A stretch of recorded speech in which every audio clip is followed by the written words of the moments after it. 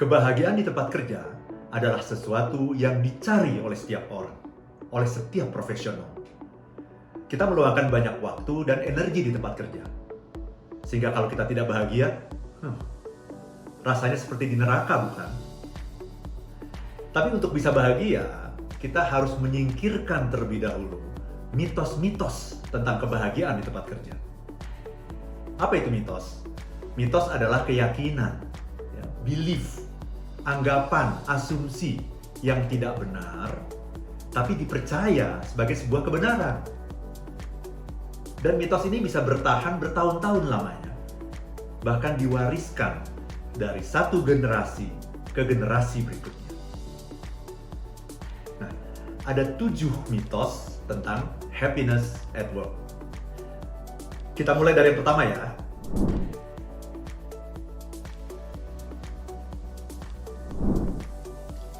This is wrong. Yang membuat kita happy adalah kalau kita melakukan pekerjaan yang sesuai dengan calling kita, dengan tujuan penciptaan kita.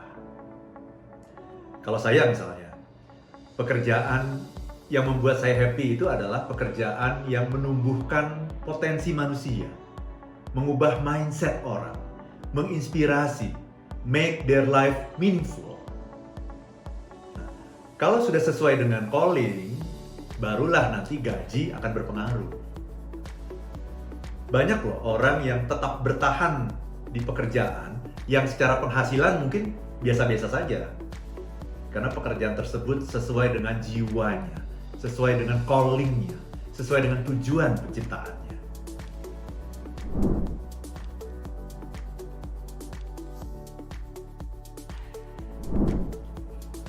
Ini juga salah. Justru atasan yang baik itu adalah atasan yang banyak menuntut. Karena kalau banyak dituntut, kita kan akan jadi siap kan? Kita akan mengerahkan kemampuan terbaik kita. Kita akan berkembang. Kita akan growing menjadi yang sehebat-hebatnya.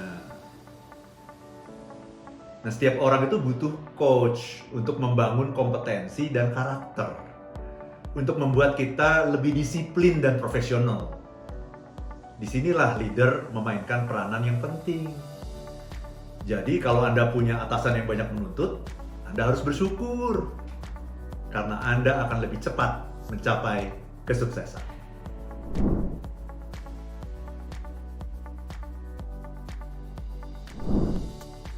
This is also wrong. Belum tentu. Cocok itu kalau teman kita itu punya value yang sama dengan kita kan? Nah, kalau value yang sama itu adalah value yang jelek gimana? Ada banyak loh persahabatan di tempat kerja yang didasarkan pada ketidakjujuran, saling menutupi kesalahan dan sebagainya. Teman yang baik itu adalah yang membuat kita jadi orang yang lebih baik. Mampu membuat kita menemukan diri kita. Mampu say no, bukan hanya say yes.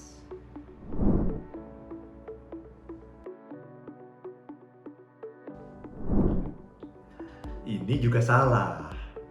Justru masalahlah yang membuat kita growing. Dengan adanya masalah, kita jadi dipaksa untuk meningkatkan diri kita, untuk mencapai potensi terindah yang ada dalam diri kita. Semakin besar masalah yang mampu kita selesaikan, semakin besar pula nilai jual kita.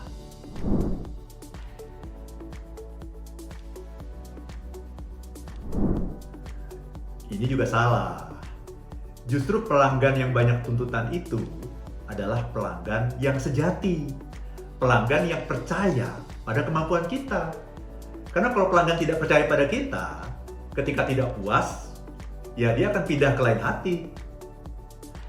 Pelanggan yang sejati itu namanya talker. Yang ketika tidak puas, ya dia akan komplain.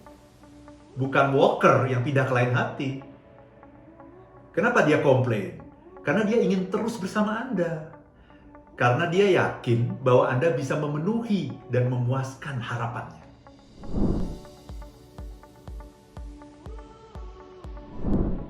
Ini jelas salah dan bertentangan dengan hukum alam.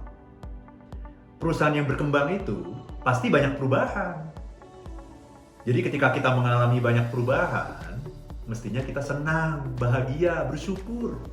Itu tanda bahwa kita sedang growing.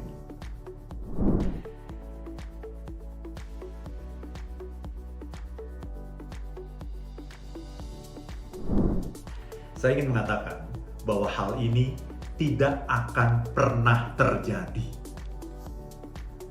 Supaya bisa bahagia, yang perlu kita lakukan itu adalah acceptance, menerima, bersyukur.